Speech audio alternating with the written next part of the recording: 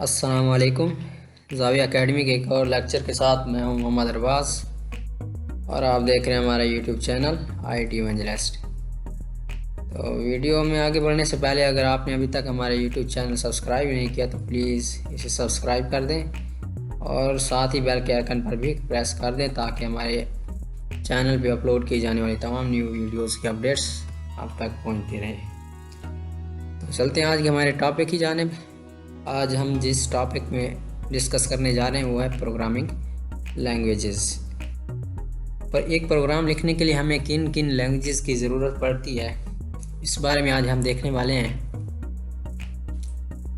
तो programme languages या programming languages सबसे पहले होता क्या है, या एक सिंपल लैंग्वेज की अगर बात कर ली जाए तो क्या होते हैं। कुछ वर्ड्स, सैम्पल, कोड्स, टूल्स, इन सब का अगर मजमुआ कर लिया जाए, इन सब को जमा कर लिया जाए तो एक लैंग्वेज बनती है जो कि दूसरे को अपनी बात समझाने के लिए हम यूज़ करते हैं। इसी तरह हम कंप्यूटर के अंदर बात करते हैं जब कुछ वर्ड सेट या कोड्स जो कि हम एक प्रोग्राम को लिखने के लिए हम यूज़ करते हैं वो हमारे पास प्रोग्राम लैंग्वेज कहलाते हैं। अब इसकी एक डेफिनेशन देख लेते हैं। A set of words, symbols and codes that are used to write programs are called program language। मजमुआ होता है वर्ड्स, सैम्बल्स एंड कोड्स जो यूज़ किया जाता है कोई भी प्रोग्राम लिखने के लिए, आर कॉल्ड कंप्यूटर प्रोग्राम। हमारे पास मुख्तलिफ लैंग्वेजेस मौजूद हैं जो कि मुख्तलिफ किस्म के प्रोग्राम लिखने के लिए। Some languages are specially use for writing business programs and use for writing scientific programs etc। हमारे पास मुख्तलिफ किस्म के प्रोग्राम्स होते हैं। हमें जो प्रोग्राम सोल्व करने के लिए दिए जाते हैं उन हर प्रोग्राम की नौइयत दूसरे से डिफरेंट होती है। जब एक प्रोग्राम की स्कोप, उसका नेचर दूसरे प्रोग्राम से डिफरेंट होता है तो जाहिर सी बात है उनको सोल्व करने के लिए हमें उनकी लैंग्वेजेस भी डिफरेंट ही यूज़ करनी पड़ती है। जैसे कि अगर हम देखें कि अगर एक प्रोग्राम आपको दिया जाए बिज़नेस का और दूसरा दिया जाए आपको साइंटिफिक का, तो जाहिर सी बात है बिज़नेस का जो प्रोग्राम जिस लैंग्वेज के अंदर सोल्व किया जाएगा, साइंटिफिक का प्रोग्राम उस लैंग्वेज के अंदर हम नहीं सोल्व कर सकते। बिज़नेस के लिए हम अलग लैंग्वेज यूज़ करेंगे और साइंटिफिक के लिए अलग यूज़ करेंगे। ये तो हो गया हमारे पास प्रोग्रामिंग लैंग्वेज की डेफिनेशन। नेक्स्ट आ जाता है हमारे पास टाइप्स। टाइप्स क्या हैं? पहली टाइप्स है हमारे पास लो लेवल लैंग्वेज, सेकंड है हमारे पास high level language. Low level language क्या होती है? लो लेवल लैंग्वेज वो लैंग्वेज जो कि कंप्यूटर इजीली अंडरस्टैंड कर सकता है, और ये वो लैंग्वेज होती है जो कि एक यूज़र इजीली अंडरस्टैंड नहीं कर सकता। यूज़र को इसे अंडरस्टैंड करने के लिए इसे समझने की ज़रूरत पड़ती है। फिर आ जाते हैं हमारे पास high level language. High level language वो लैंग्वेज होती है जो कि इंसान के बहुत करीब होती है, इंसानी ज़बान के करीब होती है और कंप्यूटर से दूर होती है। अब कंप्यूटर इसे समझने की बिल्कुल भी ज़रूरत कोशिश नहीं करता। ये सिर्फ इंसान के लिए बनाई जाती है और इंसान ही इसे समझ सकता है। तो अब मेन डिफरेंस क्या हो गया हाई लेवल और लो लेवल में, कि लो लेवल सिर्फ वही लैंग्वेज है जो कि अंडरस्टैंडेबल है कंप्यूटर की, और हाई लेवल वो लैंग्वेज है जो कि इजीली अंडरस्टैंडेबल है एक यूज़र के। तो आ जाते हैं हम लो लेवल लैंग्वेज पे। लो लेवल लैंग्वेज क्या है? A type of language that are near to computer hardware and far from human languages। Language की ऐसी टाइप जो कि कंप्यूटर हार्डवेयर के तो करीब होती है मगर ह्यूमन लैंग्वेज के दूर होती है।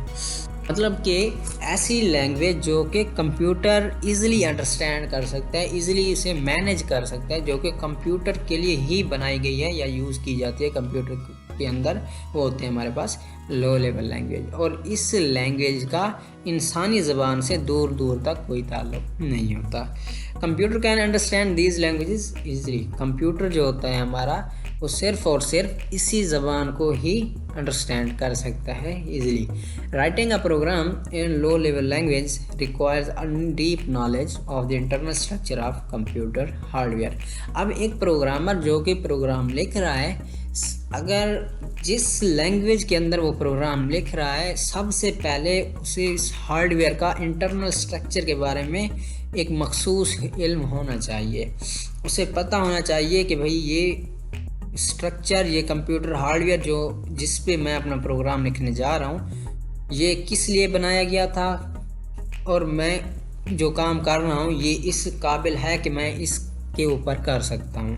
कि अगर उसे नॉलेज नहीं है कंप्यूटर हार्डवेयर जिस पे वो काम कर रहा है, उसकी मेमोरी पे, उसके अंदर जो लैंग्वेजेस यूज़ की जा रही हैं उस पर अगर नॉलेज नहीं है यूज़र को, तब वो एक अच्छा प्रोग्राम नहीं बना पाएगा। These languages are further divided into 2 types. अब ये जो लो लेवल लैंग्वेज है इन्हें हम मज़ीद 2 टाइप्स में डिवाइड कर देते हैं। सबसे पहले आ जाती है हमारे पास मशीन लैंग्वेज। नाम से ज़ाहिर हो रहा है मशीन लैंग्वेज, वो लैंग्वेज जो कि मशीन के अंदर हम यूज़ करते हैं। मशीन लैंग्वेज ये होगी, क्या होती है, अमूमन मशीन के अंदर हम जो लैंग्वेज यूज़ करते हैं वो होती है बाइनरी फॉर्म में। और बाइनरी क्या है, 0 और 1 की फॉर्म। 0 और 1 सिर्फ कंप्यूटर वाहिद फॉर्म है जो कि एक कंप्यूटर अंडरस्टैंड कर सकता है, वो है 0 और 1 की फॉर्म, मतलब बाइनरी फॉर्म। अब वो प्रोग्राम्स जो कि बाइनरी फॉर्म के अंदर लिखे जाएंगे वो होंगे हमारे मशीन लैंग्वेज। डेफिनेशन देख लेते हैं। A type of language in which instructions are written into binary form is called machine language। ऐसी लैंग्वेज की ऐसी टाइप जिसमें आपकी जो इंस्ट्रक्शंस होंगी वो बाइनरी फॉर्म के अंदर लिखी जाएंगी, वो मशीन लैंग्वेज कहलाएंगी। It is the only language that is understood by the computer. यही एक वो लैंग्वेज है जो कि कंप्यूटर इजीली अंडरस्टैंड कर सकता है। It is the fundamental language of the computer. ये कंप्यूटर की फंडामेंटल लैंग्वेज भी कहलाती है।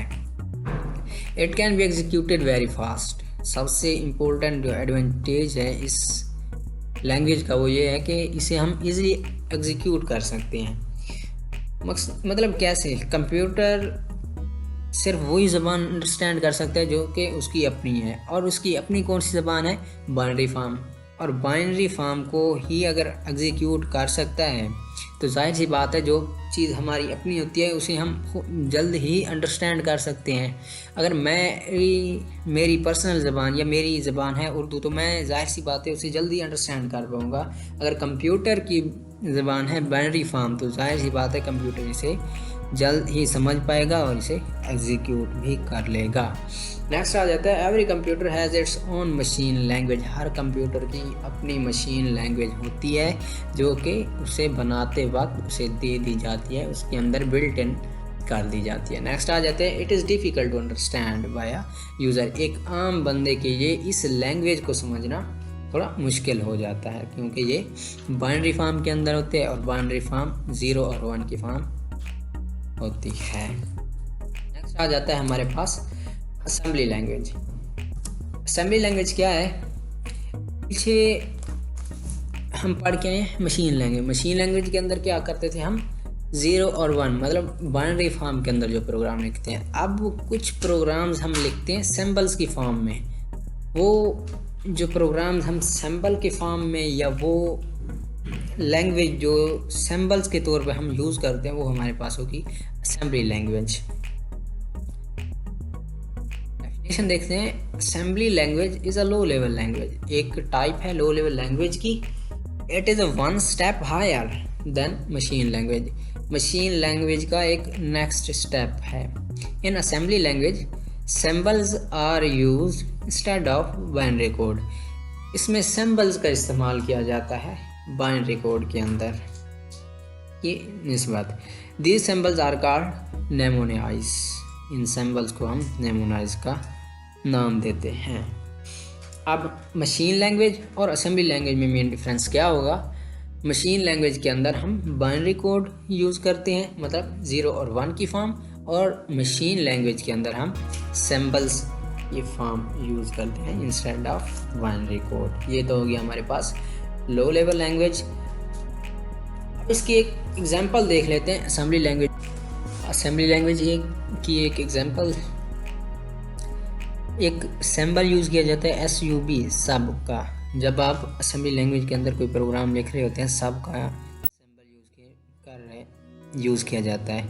जब आप प्रोग्राम के अंदर सब का सिंबल यूज़ करेंगे तो आपका जो कंपाइलर होगा वो ऑटोमेटिकली डिटेक्ट कर लेगा कि इस सिंबल SUB सिंबल की मदद से मैंने सब्ट्रैक्ट करना है।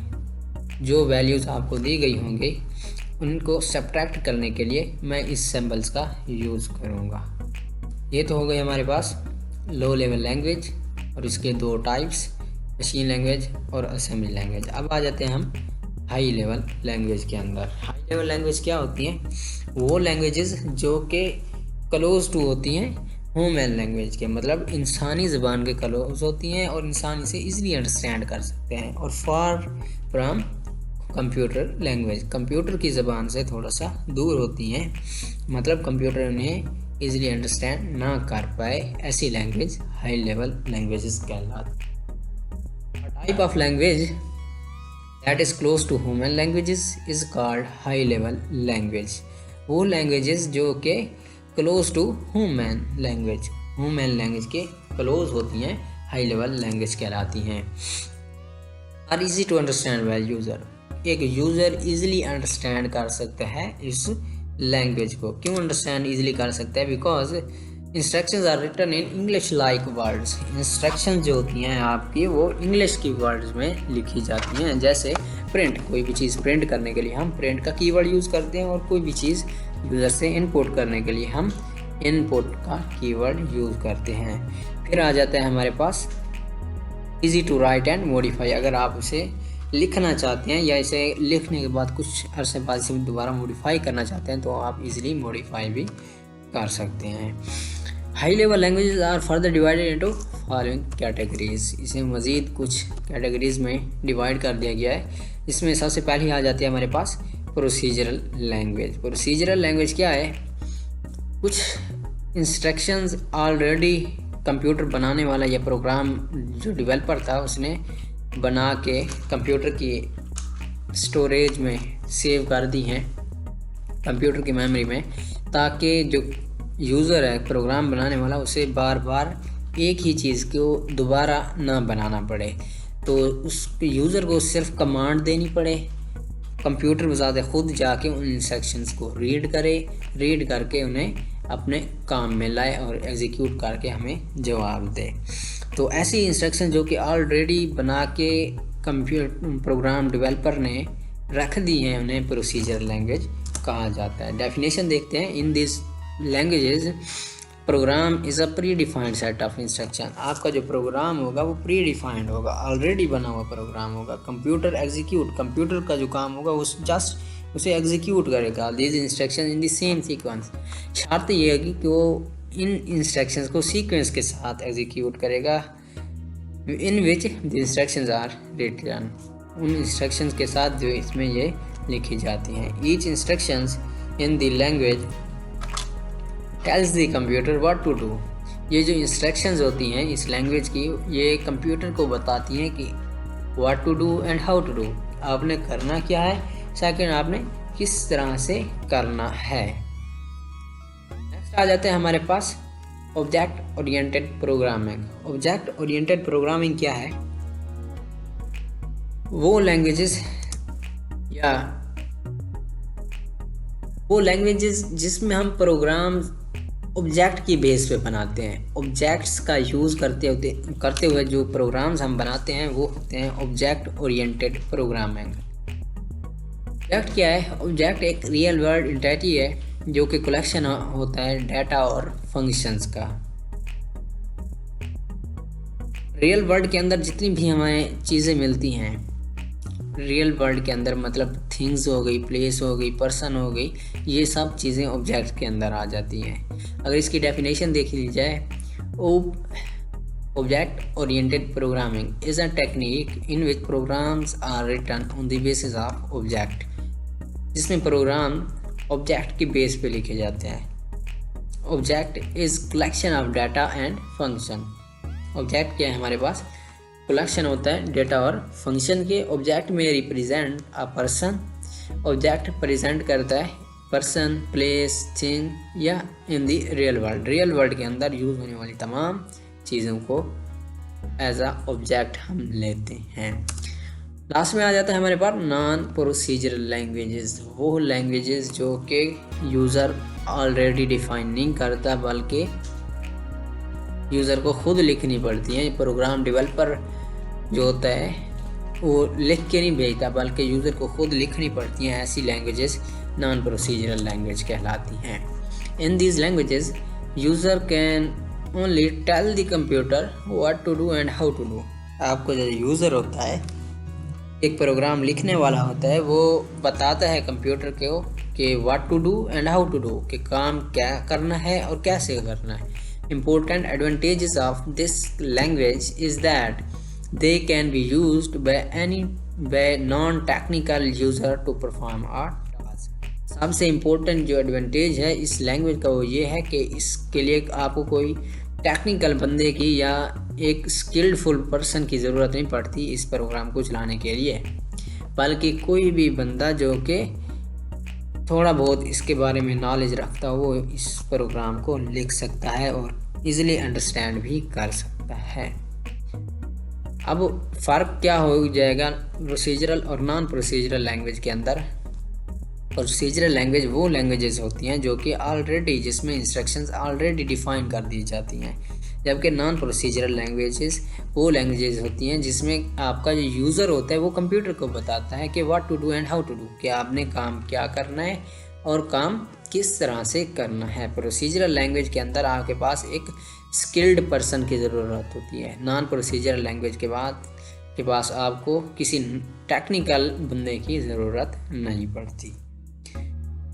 ये था आज का हमारा टॉपिक। उम्मीद है आज की ये वीडियो आपको अच्छी लगी होगी। अगर वीडियो पसंद आई हो तो प्लीज़ लाइक, शेयर और कमेंट ज़रूर कीजिएगा। थैंक्स एंड अल्लाह हाफिज़।